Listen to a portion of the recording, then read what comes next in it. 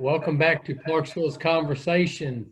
I'm Charlie Kuhn with Katie Gamble and Chris Smith from ClarksvilleNow.com. And we are here today to talk to some of the candidates for City Council for Ward 11. So let's get Chris in here and tell us how it's going to go. All right, in Ward 11, we have three candidates, Jimmy Brown, Ashlee Evans, and Garry Norris. And we'll just start talking about growth. Jimmy, can you tell us what good growth looks like to you in Clarksville, Jimmy Brown? Well, good growth is one that you actually plan ahead for. And the problem is we're so far behind the curve that it's hard to plan ahead for it when you're still trying to catch up from being behind. So, good growth is looking ahead, what's coming. You get an idea of where neighborhoods might be going, where businesses might be going, and working to, adapt the area to where it can handle the additional growth in that area. So good growth is going to be hard to get because we're so far behind, but we can work toward that. That good growth is going to take several years for us to try and catch up to be able to handle what all is coming. We know growth is coming. It's coming here. We're growing as a community, which makes Clarksville more attractive to other areas. People coming from other areas wanting to move here because, our taxes aren't real high like some of the surrounding areas that, people are moving away from.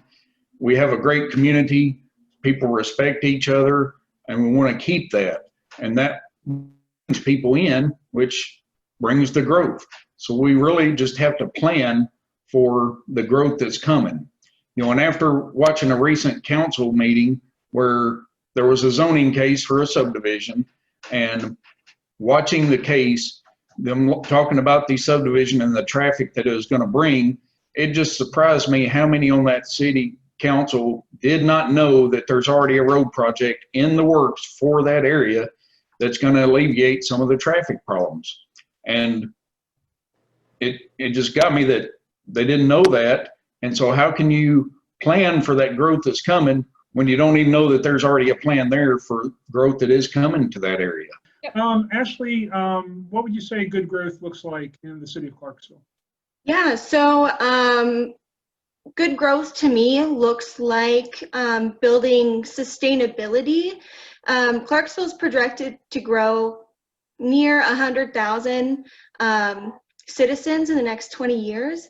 So we're going to have to find ways to responsibly grow because Clarksville only has a certain amount of area that we can build off of.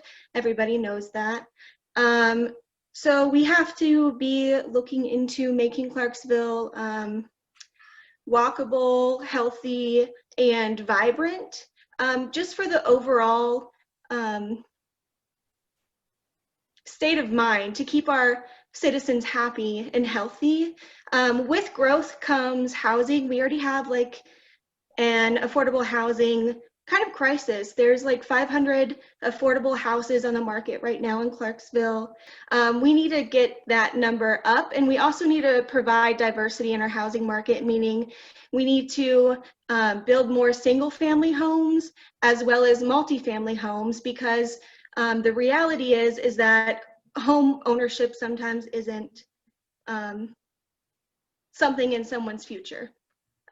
So building multi-family homes can kind of contain the urban sprawl that we might see if we don't get things under control now, as well as looking into things like low-income housing and just keeping everybody safe and having roofs over everybody's head.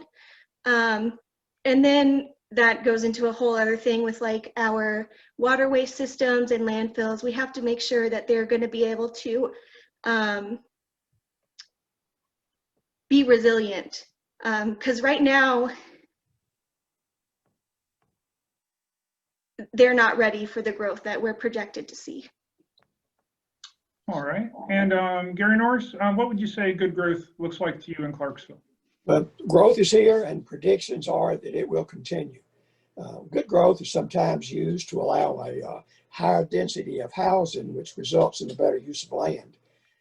As we continue to grow, we need to make all types of housing available to future home buyers here and renters here in Clarksville.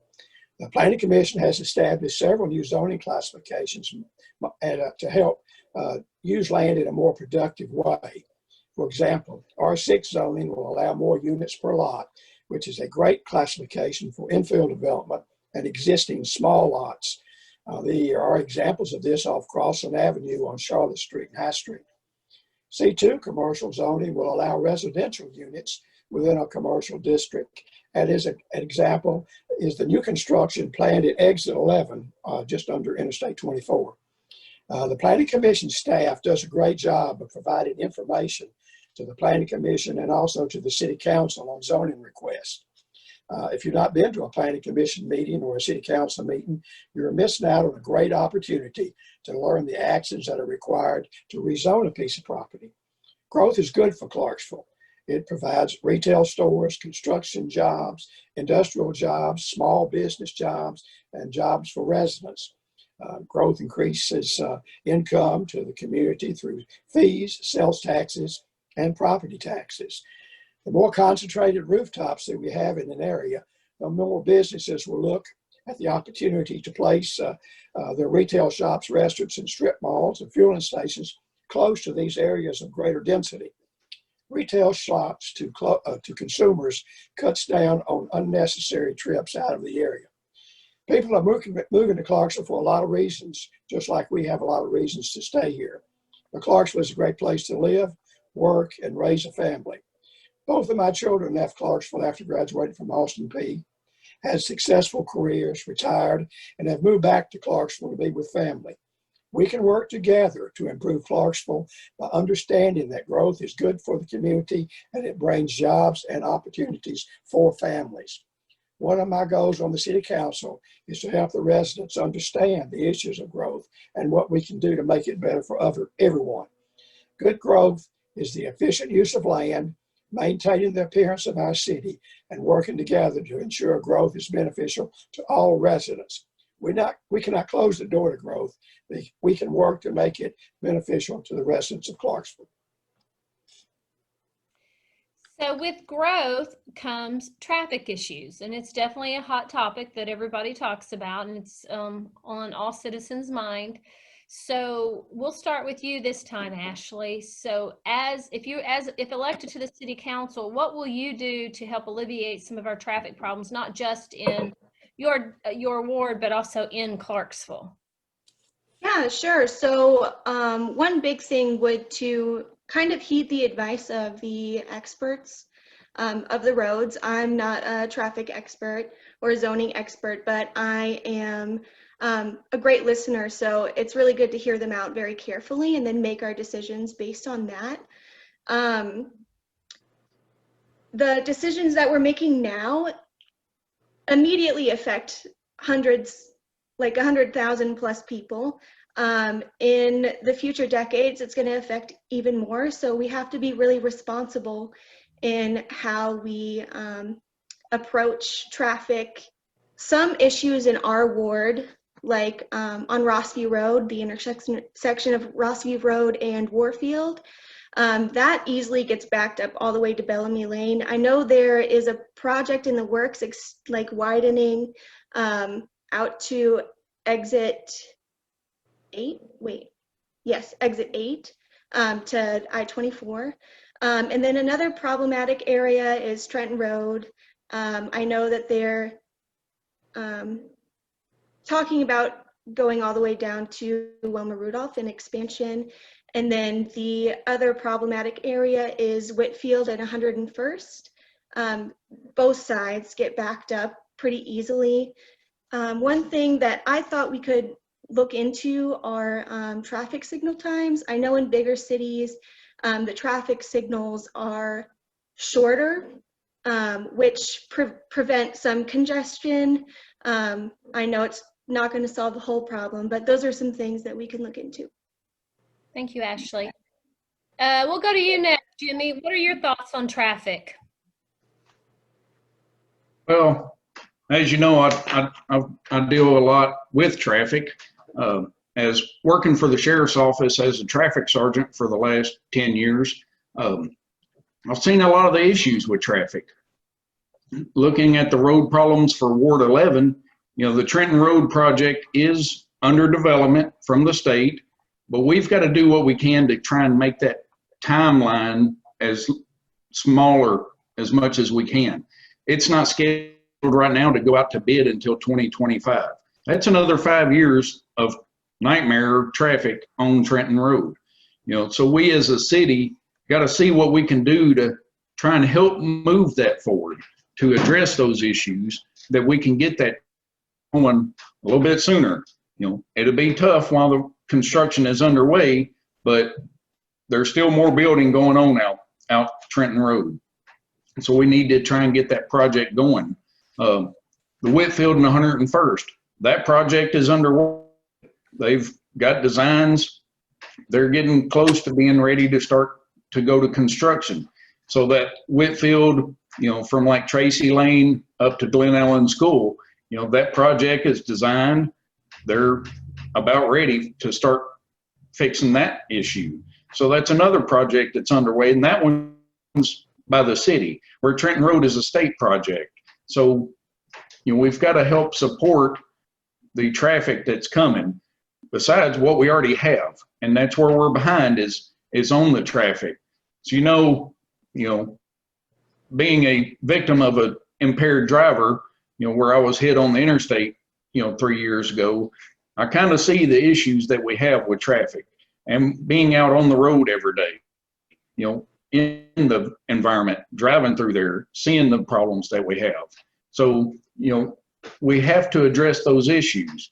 Just like 374 going from Dover Road over to Highway 149. That's another project that can help alleviate some of the traffic. It may not be in Ward 11, but the people that live in Ward 11 drive all over the city, all over the county, and everywhere else. So it does affect the people in this ward. So that project's not even going to go to bid until 2023. We're looking at the interstate, widening it from the state line to exit 11. That project's still about 4 years out before it'll be addressed. Another project that the city is working on was that connector from Trenton Road to Wilma Rudolph. We've got to get that project moving to help alleviate some of that traffic on Trenton Road. That would help alleviate some of that and to repair some of the issues that while we're waiting to see if the state's going to expand Trenton Road, hopefully it gets moved up sooner. But that's something that we can address to see what we can do to help move those projects forward. Thank you, Jimmy. So Gary, what are your thoughts on traffic and what we can do to alleviate some of the issues? Traffic has become a big concern in Clarksville. Different times of the day are worse than others. And with school traffic, it becomes even more of a problem. I believe we could all help the traffic problem if we just have a little patience, be more courteous, and allow a little extra time to get where we're going. The Clarksville Street Department and the Mayor's Committee are developing a list of streets that need road improvements, traffic light improvements, sidewalks, and crosswalk markings. The traffic problems did not happen overnight, and it will take time to fix. Roundabouts have helped to control intersections in other cities by removing traffic signals and allowing the traffic to flow through the intersection instead of stopping. There will be a new roundabout under construction soon at the intersection of Whitfield Road and Needmore Road. The public needs to be more involved in large local traffic issues by addressing their concerns with public officials. There are city streets, state highways, and an interstate within our city limits. To address concerns about city roadways, one would address their thoughts to the city street department, your city council person, or your local mayor. You need to be prepared with relevant documents and information, which could include traffic assessments and traffic studies. Talk to your local city street department engineer that you have, tell them you have a concern with an area in your ward. Email them and keep up with it. Send the email, copy of the email to the city council members. Go to meetings where you may be able to find out additional information on your issue. Engage your local community and inform any interested person to meet and discuss your issue with a plan of action. Speak at the city council meetings during the public comments and follow up with emails to the city council members. Working together, we can solve large and small traffic problems and go a long way to help the community. The city council approved a budget in June of this year, which was about 5% less than last year's budget. If the money from the state did not decrease as much as predicted, we would relook at that budget in December. Well, the funds from the state did not decrease as much as was anticipated, and the city council will be meeting with the different departments this month to work on increasing funding for needed budget items, and this will include the street department. I plan on supporting additional money to the street department, and this will help to fund some of the much needed projects. Hopefully, the state will be able to start some of their local improvements in Clarksville soon. Members of the city council need your thoughts and concerns to help make the best decisions. Working together, we can make Clarksville a better place to live, work, and raise our children by addressing these traffic concerns. All right, thank you, Gary. We're going to move on to our next topic. And Gary, I'm going to come right back to you about how would you address crime in Clarksville? There's with the growth, there's the potential for increased crime. How would you address crime? Well, crime it seems in Clarksville is on everyone's mind right now. We have an excellent police department, and along with the Montgomery County Sheriff's Department, they do a great job on addressing crime in Clarksville. Along with our police, we can help to lower crime rate by promoting safety, taking advantage of all the programs that the Clarksville City Police offer. Their website and Facebook page is full of useful information which will help to promote safety in Clarksville, including crime mapping. The city police department has a community relations unit which offers seminars and workshops, answering inquiries, neighborhood watch programs, community events, burglary prevention, scams against the elder, and personal home safety and security. All you've got to do is call them and talk to them. They can set up a meeting.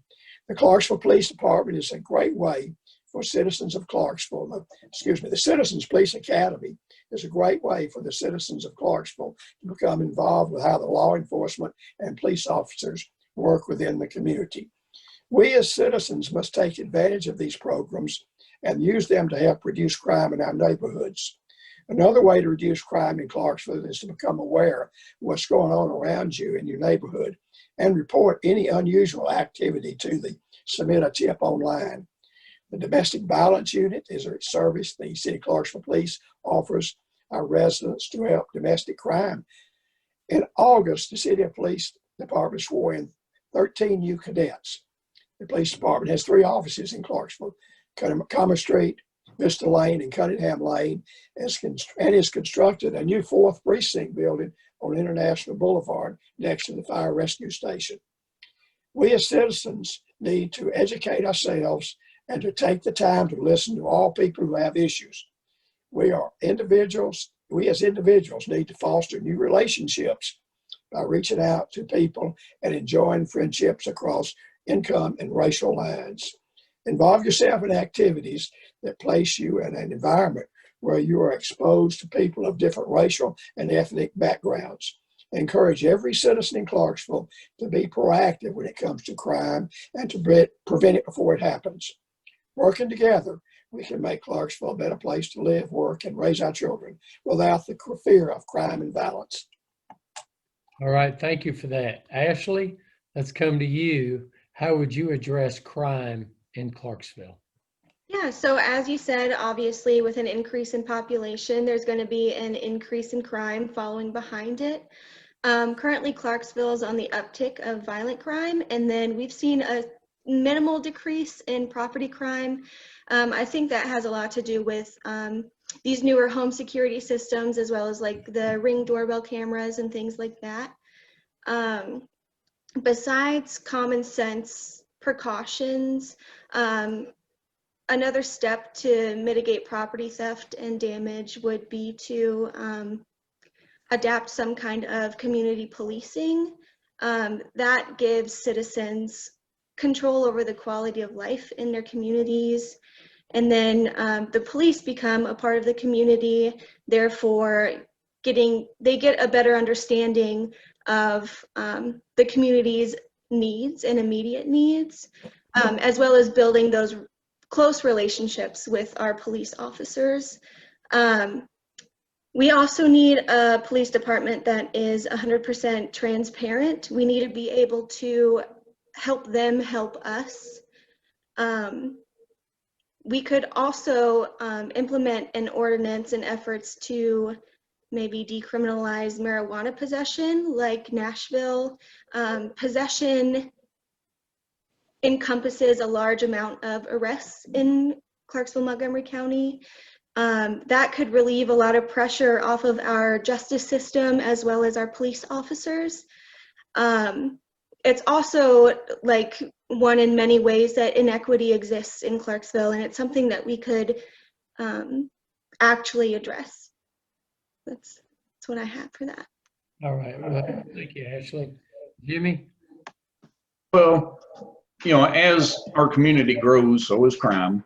And so we have to stay on top of our enforcement and supporting our law enforcement agencies. So we need to make sure that we're getting them the tools they need to do their job and support them in doing their job. We have to keep the repeat offenders off the streets. We need support from the court system and the DA's office to make sure that these repeat offenders are held to the standards of the crime. If we can't get some, we try to rehabilitate what we can, to help that program out, but the ones that are continuously in and out of the court system, we need to make sure that we're holding them to the penalties. As you know, you keep coming in and out, those people get out, they go commit another crime, they come back, So Clarksville is not that bad of a crime area unless you're the victim of a crime. Then you think this is a bad situation here. So we want to make sure that we support the ones, do what we can to make sure that these victims get support when they are violated, whether it be their property or the person. So we want to make sure that we are out there enforcing the laws, supporting the law enforcement with, the tools, personnel that they need to be able to do that job. As the community grows, we're going to have to add more officers to be able to handle all the calls that are coming in. So, we just need to make sure that we support them. Well, Jimmy, Ashlee, and Garry, we want to thank you guys for joining us today and discussing these important topics. If anybody would like any more information on these candidates, you can go to Clarksville Now, where there's a write-up that tells you their bios and all the information about them. But I'm going to speak for Chris and Charlie and I just want to tell you thank you for joining us, but also thank you for taking an invested interest in our community. And we all know that Clarksville's a great place to live and that we're headed in a very positive direction. It's going to take strong leadership to get us there. So thank you guys for doing your part.